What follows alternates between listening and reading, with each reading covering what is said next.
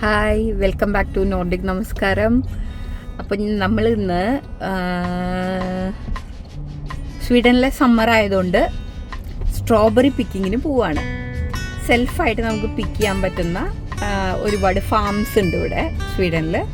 അപ്പോൾ ഉപ്സല അടുത്ത് ഒരു ഉൽവ എന്ന് പറഞ്ഞിട്ടുള്ള ഒരു സ്ട്രോബെറി പിക്കിംഗ് പ്ലേസ് ഉണ്ട്. നമ്മളവിടെ പോവാണ്. ഞങ്ങൾ ഇതുവരെ പോയിട്ടില്ല, ഫസ്റ്റ് ടൈമാണ്. എങ്ങനെയാവുമെന്ന് നോക്കാം.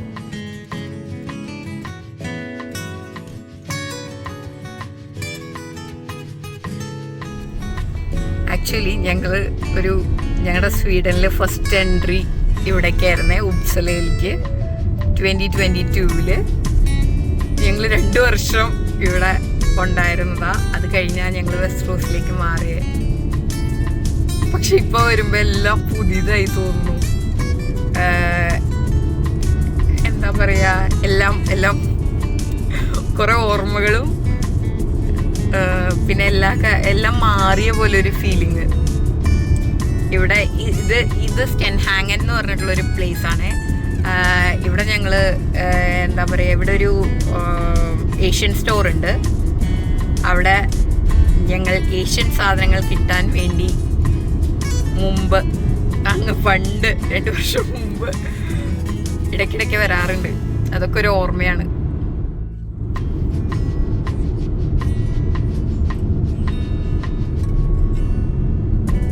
ഞങ്ങൾ ഉപ്സലയിലായിരിക്കുമ്പോൾ സത്യം പറഞ്ഞാൽ ഈ വഴികളൊക്കെ കണ്ടിട്ടുണ്ടോ ചോദിച്ചു കഴിഞ്ഞ് കഴിഞ്ഞാൽ ഇല്ലയെന്നായിരിക്കും പറയേണ്ടത്. കാരണം അന്ന് ഞങ്ങൾ കാറില്ല, ഓഫ്കോഴ്സ് പഠിക്കുകയായിരുന്നു. ഞങ്ങളുടെ മൂമെൻറ്റ്സ് ഭയങ്കര റെസ്ട്രിക്റ്റഡ് ആയിരുന്നു. അത് കാരണം വഴി തീരെ പരിചയമില്ലാത്ത പോലെ ഫീൽ ചെയ്യണം.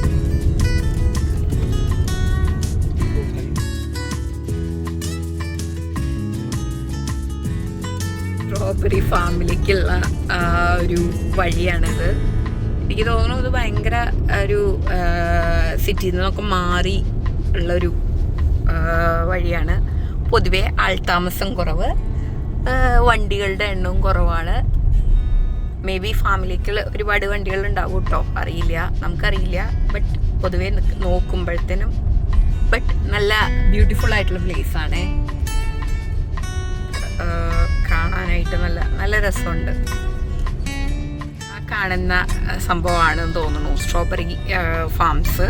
ലൈക്ക് എന്താ പറയുക, നമുക്ക് കണ്ടോ കുറേ ഇങ്ങനെ ചെടികൾ ഈ സ്ട്രോബെറിയുടെ പ്ലാന്റ്സും ആയിട്ട് കാണാനില്ലേ. ഈ ഒരു സംഭവമാണെന്ന് തോന്നുന്നു. ഓക്കെ, അപ്പം നമുക്കിവിടെ പാർക്കിംഗ് എവിടെയെങ്കിലും ഉണ്ടോ നോക്കാം. പാർക്കിങ്ങിൽ പാർക്ക് ചെയ്ത് നമുക്ക് ഇറങ്ങാം പുറത്ത്. ഓക്കെ, നമ്മൾ എൻട്രി ഫീ ഇവിടെ 200 സെക്കാണ് രണ്ടാൾക്ക്. അപ്പോൾ നമ്മൾ 200 സെക്ക് കൊടുത്തു. എന്നിട്ട് ഒരു ബോക്സ് നമുക്ക് കിട്ടി. ആ ബോക്സിൽ നമുക്ക് പ്ലക്ക് ചെയ്തിടാം സ്ട്രോബെറീസ്. അതിൽ 200 സെക്കിന് കൂടുതലാവുകയാണെങ്കിൽ, മിനിമം 200 സെക്കാണ്, അതിനും കൂടുതൽ നമ്മൾ പ്ലക്ക് ചെയ്ത് കഴിഞ്ഞാൽ 2 പേർക്ക് നമ്മൾ കൂടുതൽ പ്ലക്ക് ചെയ്താൽ നമ്മൾ അഡീഷണൽ പേ ചെയ്യേണ്ടി വരും. പേ ചെയ്തിട്ട് അതൊക്കെയാണ്. അപ്പോൾ 1.4 കിലോഗ്രാംസാണ് നമുക്ക് പ്ലക്ക് ചെയ്യാൻ പറ്റുക 200 സെക്കിന്. ഓക്കെ, ഇതൊക്കെയാണ് സംഭവം.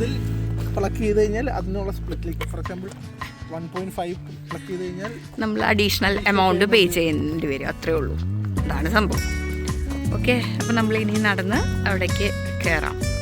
നമ്മൾ നമ്മുടെ ഒരു ഫ്രണ്ടിനെ വെയിറ്റ് ചെയ്ത് നമ്മുടെ പേയ്മെൻ്റൊക്കെ കഴിഞ്ഞാൽ നമ്മൾ അവരുടെ തന്നെ അവിടുത്തെ സ്റ്റാഫ് നമ്മളെ ആ ഒരു ഗാർഡൻ ലൈക്ക് ഫാമിലിക്ക് കൊണ്ടുപോകും.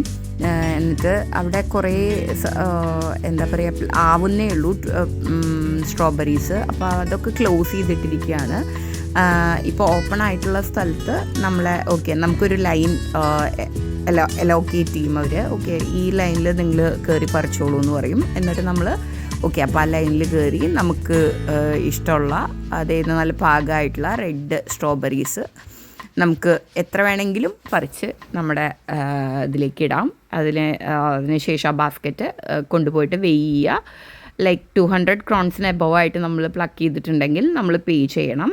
അഡീഷണൽ പേയ്മെൻറ്റ് വരും. അല്ലാത്ത പക്ഷം പിന്നെ നമുക്ക് അവിടെ നിന്ന് എത്ര വേണമെങ്കിലും പറിച്ച് കഴിക്കാം. അതിനൊന്നും ചാർജൊന്നുമില്ല. അത് നമുക്ക് ഇഷ്ടം പോലെ.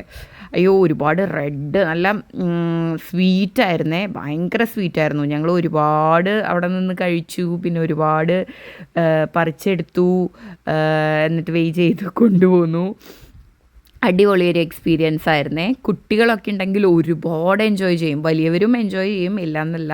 പക്ഷേ ഒരു ചാൻസ് കിട്ടുകയാണെങ്കിൽ സ്വീഡനിലോ യൂറോപ്യൻ കൺട്രീസിലുള്ളവർക്കോ നമ്മുടെ ഇന്ത്യയിലുണ്ടോയെന്ന് എനിക്കറിയില്ല, ഒരു ചാൻസ് കിട്ടുകയാണെങ്കിൽ എപ്പോഴെങ്കിലും ഒന്ന് യൂട്ടിലൈസ് ചെയ്യണം. അടിപൊളിയാണ്, ഒരു എക്സ്പീരിയൻസ് ആണ്.